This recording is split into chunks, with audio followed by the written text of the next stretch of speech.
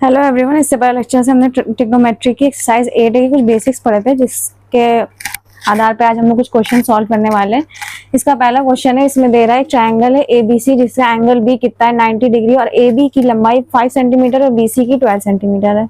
तो हमें साइन ए और कॉस ए की वैल्यू को फाइंड करना है। पहले जो गिवन है उससे हम लोग उसका डायग्राम बना ले।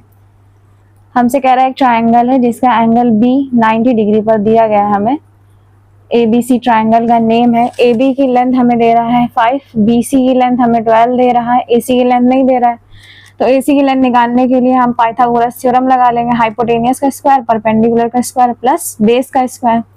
हाइपोटेनियस हमें दिया नहीं गया है। हाइपोटेनियस जो होता है 90 के सामने वाले को हाइपोटेनियस कहते हैं।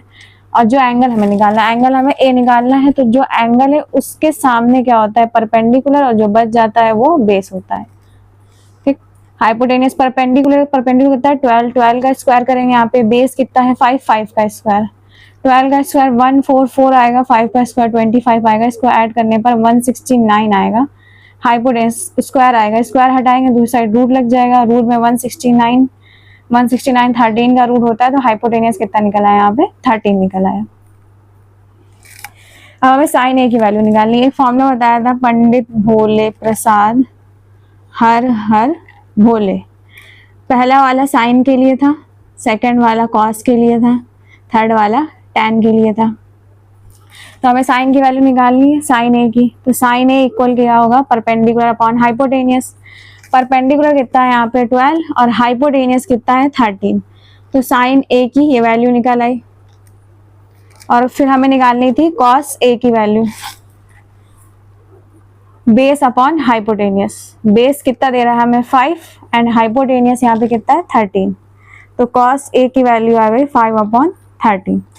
अब जब ऐसे क्वेश्चन दे के पूछे साइन ए कॉस ए की वैल्यू, तो हम इसको ऐसे सॉल्व कर लें। यार इस साइड नहीं दी होगी तो हम उसे पाइथागोरस थ्योरम लगा के इजीली निकाल लेंगे।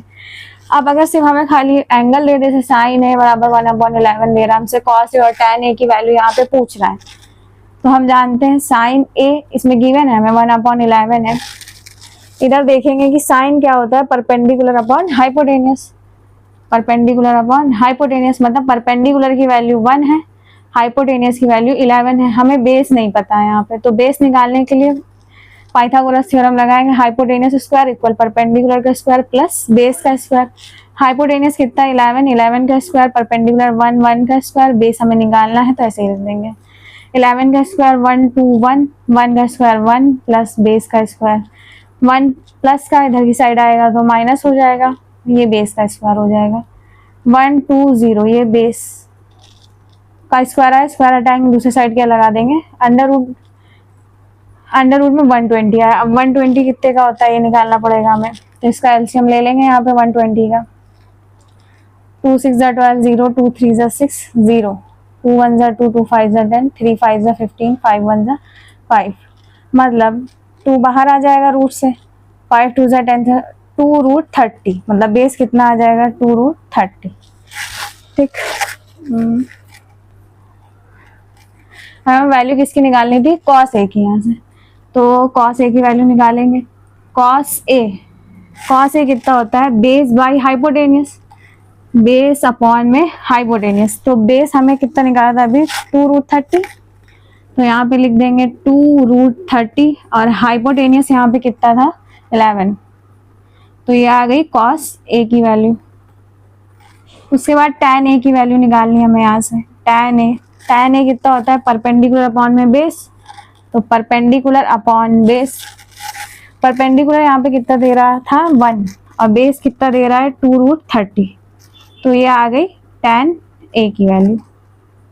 ये हो गया सॉल्व। ये दोनों क्वेश्चन है डिफरेंट टाइप से एक्सरसाइज में, इसी से रिलेटेड, मतलब एक क्वेश्चन जिसे आपको सॉल्व करा है इसी से रिलेटेड कई सारे क्वेश्चन है जिसको आप एक्सरसाइज देख के सॉल्व कर सकते हैं।